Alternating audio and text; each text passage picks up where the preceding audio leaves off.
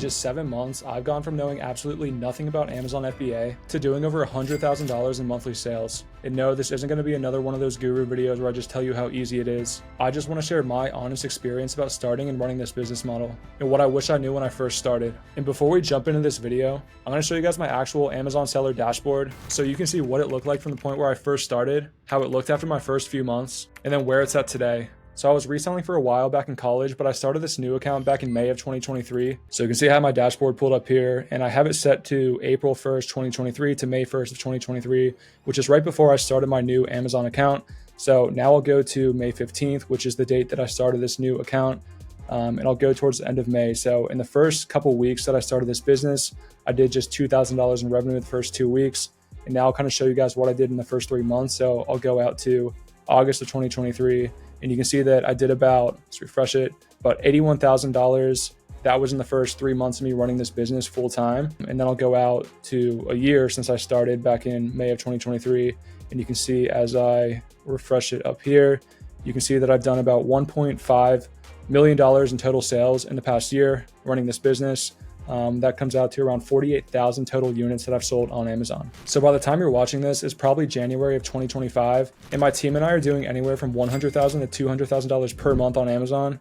But those numbers don't really matter because what really matters is the profit numbers. Obviously, when you're selling that much inventory, you have things like the cost of goods sold, Amazon fees, shipping fees, things like that. So not all of those numbers that I show you are profit. And that's one thing that really held me back when I first got started. I saw all these people posting their seller dashboards on Twitter and Instagram and things like that. And I just wanted to rush to get as many sales as possible as soon as I possibly could. So when I first started, instead of making sure that every single product was profitable, I kind of rushed through that process and tried to get as many products in as I could. And not all of them were the highest, best quality products that I should have been selling. But in general, on Amazon FBA, you should be selling products that are about a 30% plus ROI. What I mean by that is for every $100 you spend on a product, you should make at least $30 profit after factoring out all the fees and cost of goods sold on that sale. So if I'm spending $10,000 a month on inventory, I should make anywhere from like $3,000 to $5,000 in profit. But when I first started, this was more like 5 or 10%, and I wasn't making a whole lot of profit. But let me take you guys back for a minute, because 2 years ago, I was just getting out of college, and I was probably in a very similar spot to a lot of you.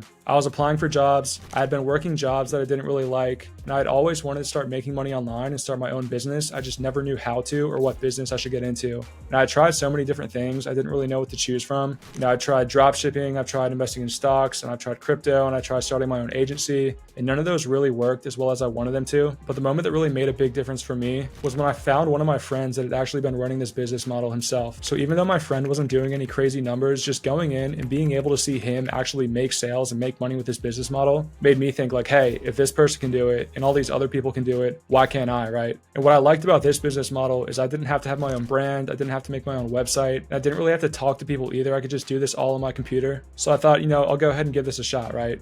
And also at the same time, Amazon is one of the biggest, most well-recognized companies in the world. So instead of having to start something completely from scratch, I can leverage the platform that they've already built to make money myself. So that's what I really loved about this business model when I first got started. And to be honest, I thought this was going to be super easy. You see all these people on Instagram and YouTube and things like that, and they'll show you these products that they find, and it looks like they just buy them, send them to Amazon, and they automatically sell, but that's not necessarily the case. There's a lot more that goes into the product research process than I would have imagined, and there's a lot of other issues that can come up as well. I will say this business is super simple, but it's definitely not easy. So when I started back in May, I didn't really know what I was doing. I was just looking at all these different products, not really using the correct tools to analyze these products. I would just go to these discounted stores, buy a bunch of products, send them in, have them sold, but I wasn't making a whole lot of profit on Amazon. And then I started talking with my friend, and I was like, hey, I'm not making any money with this, even though I'm doing, my first month, my first couple of weeks, I did $2,000 in sales, but I barely saw any profit from that. And that's when I found out there's all these different tools that I can use to analyze the product, see the full price history of a listing, and see how many times per month these products are actually selling. So instead of analyzing these products blindly, I learned that I can actually see all this historical data and use that to make an informed decision whether I buy this product or not. So for the next couple months, I tried my best to join as many communities as possible, just meeting as many sellers as possible. And I would talk to all these people, kind of just bounce ideas off each other. I would talk to my friend, we'd hop on sourcing calls. And this really allowed me for my eyes to kind of open and see what was possible with this business model. And over the next couple months, things started to go pretty well. So I remember remember at one point I had bought in a bunch of inventory for a product and I was getting ready to send it all in, and I made the mistake of not getting brand approval to sell these products on Amazon. So if you're new, you might not realize that to actually sell these brand name products on Amazon, you have to get approval from the brands so you can sell them on Amazon. So if I wanted to sell Dove soap, for example, I would have to get an invoice from Dove, basically showing that the products that I'm buying and sending into Amazon are authentic products, and they will allow me to sell their products on Amazon once I submit that. But in the beginning, I didn't do this for a specific brand. I had spent hundreds of dollars on what I thought was a profitable listing, but would turn out to be something that I actually ended up losing money on because I didn't do my due diligence. So that was one of my first big lessons and one of my first learning points with this business model, is you just have to make sure that obviously before you're going to invest into inventory, this sounds super simple, but you just have to make sure that obviously you're able to sell it before you buy it. And a lot of people get messed up with this when they first start. From there, it was just a matter of two things: how many products I could find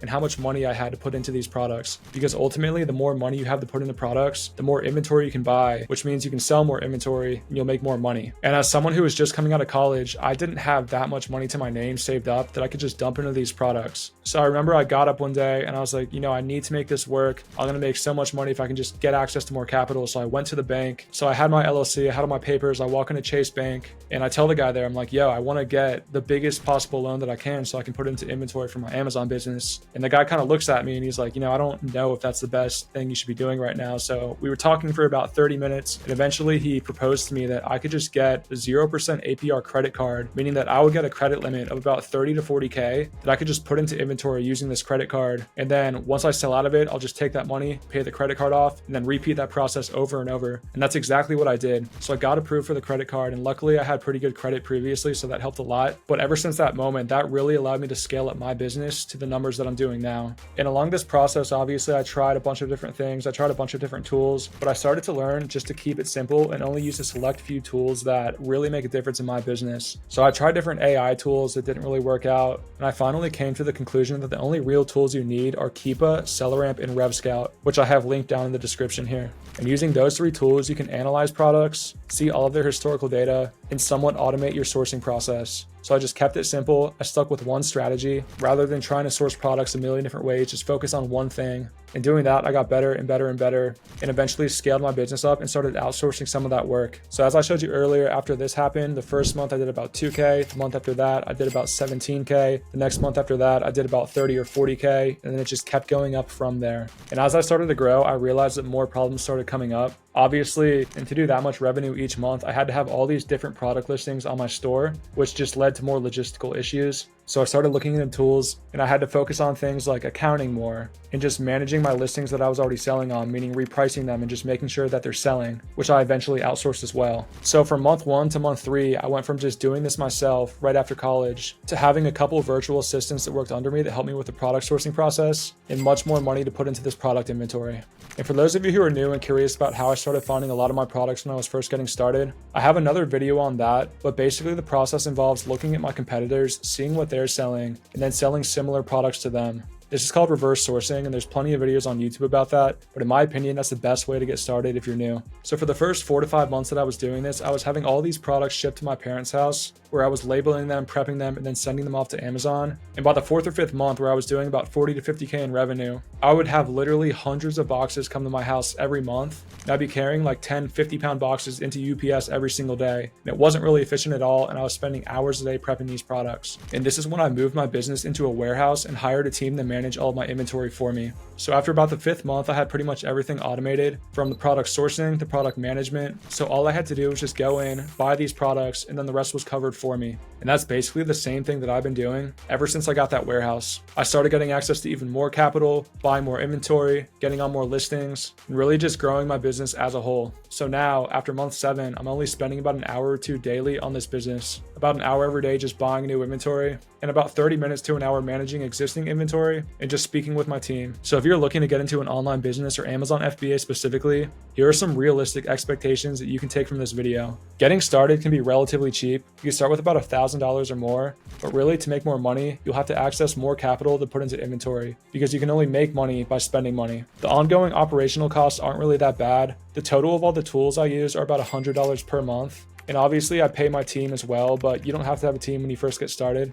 Now I only spend about an hour daily on this business, but I would recommend having at least 20 hours per week, I'd say, to get this started. And as far as skills while starting this business, you don't really need any pre-existing skills. You don't have to be good at computers. You don't have to make any websites. You don't have to do any marketing. It's really just a matter of learning how to analyze these products and having money to put into them. But I just want to be completely honest with you. This isn't some get rich quick scheme by any means, and most people don't get results as fast as I do. It's very possible for you to make money with this business, but there is a pretty steep learning curve and you will make mistakes. And I myself have made plenty of mistakes as well. Products that I buy that don't sell through as fast as I would have thought, buying inventory that I can't get approval to sell, having shipments lost. And there's a bunch of different things that go into this business model that could go wrong. And you need to be organized because this is a real business with real inventory and real money at stake. And I don't mean to discourage any of you because this is very possible to make good money with. You just have to treat this like a real business and you can start generating real predictable income because this business is very predictable. You can see how many times per month these products are selling. You don't need to create your own products or brand. You're just selling pre-existing listings that you can see the full history for. And Amazon will handle all the shipping and customer service for you. So once you understand this process, it's very, very repeatable. So that's my honest Amazon FBA experience. And if you're interested in learning more about this business model, I've got a bunch of other detailed videos on my channel teaching you how to do this. And if you want to partner directly with me to help you scale this business model up, where I will literally hold your hand to help you build a sustainable business, then click the link in the description to learn more. But other than that, thank you guys for tuning in and I'll see you next time.